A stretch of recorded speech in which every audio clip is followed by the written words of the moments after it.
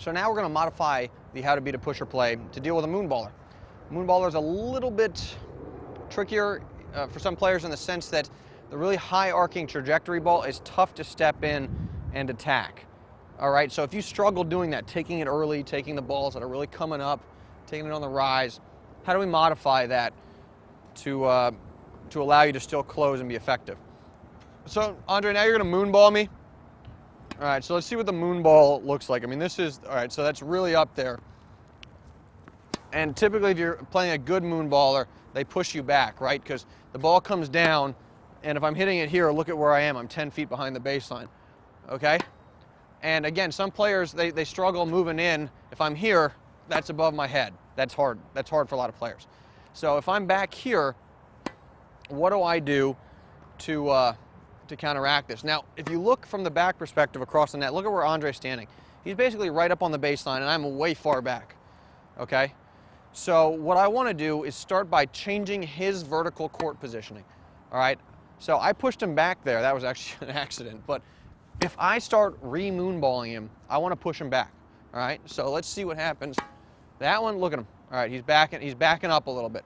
That's what I want, and I either get a short ball I can attack, but actually what I'm looking for is to see him back up, and then I'm going to close. All right, so let's see where I can get this. All right, he backs up. I might just move right in and then take a volley. So let's talk through that play specifically and see what's going on. Basically what I'm doing is I'm rolling it deep. The moonballer, I look to see him back up to hit that. As soon as I see that, what's coming? A moonball. I'm just going to take off and move forward.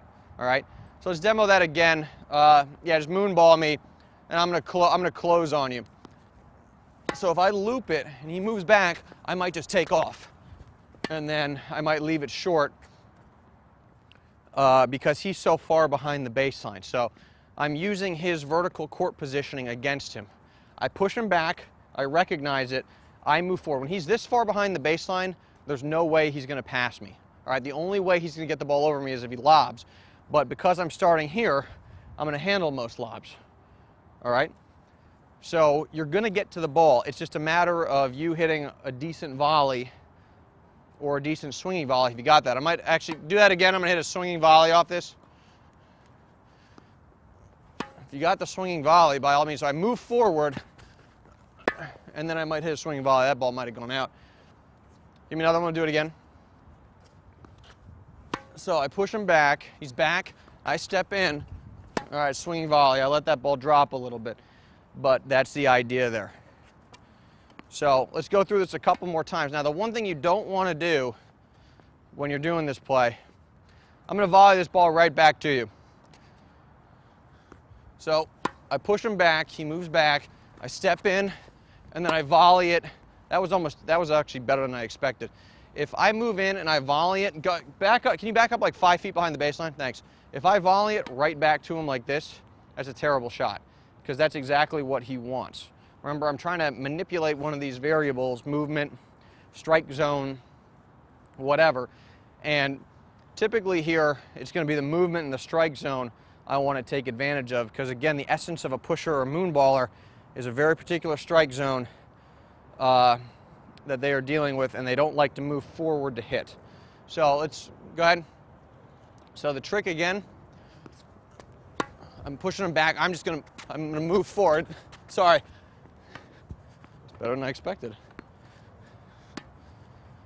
So we're grinding, When I get one that I like, okay, I like that one, I might just take off, move forward, and then that was not a good shot. Give me one more moonball. I'm going to hit a better volley than that. That one's sat up. So I step forward. All right, then I close. And that one was a little bit better. It got low on me, so I didn't hit the best shot, and it popped up. But again, pull the guy forward. Don't give him a shot at the hip. Make him run forward to hit. And if I don't end the shot on that first volley, he's going to pop something up for me to deal with, or he's going to pop something up on the run, and I'll be able to hit into the open court. So the one sort of preface or addition I want to make to this Moonballer play is you've seen me hit a ball way back here and then move up to the baseline and then continue to close. So I'm actually covering a lot of distance. Now, what if you don't want to do that? What if you're not comfortable doing that? What if you can't move quite as quick as I can? Then you're going to tier it, all right? And this is where it takes understanding and recognition of the incoming shot, where your first ball is going to be deep here. You're going to look for a shorter ball, shorter moon ball, where you can take it from somewhere here. And then if you hit a good moon ball back and push your opponent back, then you close, all right? So it's a little bit less distance for you to cover. So we're going to start, you know, Andre gets me back. I'm hitting it from back here. I'm going to look to move in, but I might have to back up, okay? He gets me back, so I back up, I moon ball him, and I'm just going to wait for, well, that one I can't do it either. And then if you give me a little bit shorter, here, let's reset and give me like 2 deep and then 1 shorter. So this one, I'm back here, I'm kind of grinding it, just, you know, not trying to do anything too crazy, just keeping the ball in play. I know I'm not going to get hurt, but I'm always looking to move forward. This one's a little shorter. Then, give me one more shorter. I didn't push you back enough. So this one's a little shorter. Then I might give him the, okay, backs him up. Then I'm up here, and I can volley it. Obviously hit a better volley than that, but that's the idea with this play. So you are really looking to move forward on the appropriate moon ball, right? Because he's not going to, at the recreational level, it's unlikely that they'll be able to hold you this deep on all of their shots. Let's see it again. So a couple that are a little deeper. Okay, I'm just grinding it, rolling it back. All right, good one. So give this one, make it a little shorter. So I'm moving forward, always looking to move in. Okay, this one's shorter. Then I kind of loop it. All right, Andre didn't move back much on that one, but he did, you know, I did get it high to his backhand, and I saw that.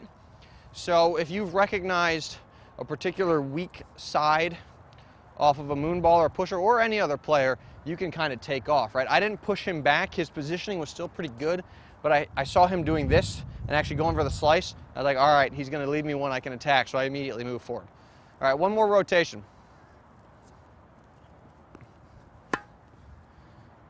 That might sound like a broken record at this point. This one's a little shorter. I move it, moonball it, pushed him back there, and then I go over there.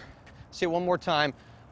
Saying it might sound like a broken record, but really want to emphasize that it's all about recognition here and patience. You got to be super patient with these type of players and wait for your opportunity to exploit one of these variables we've been talking about.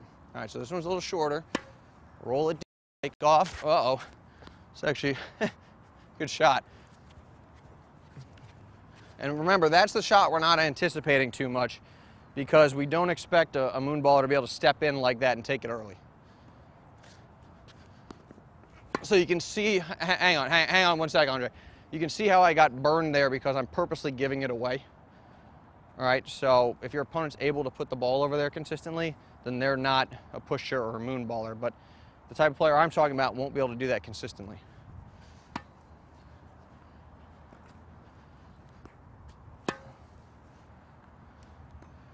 All right, that one I got to back up on. Just roll it back. All right, a little bit shorter. I'm going to give him high one. He backs up, pushes it. Yep.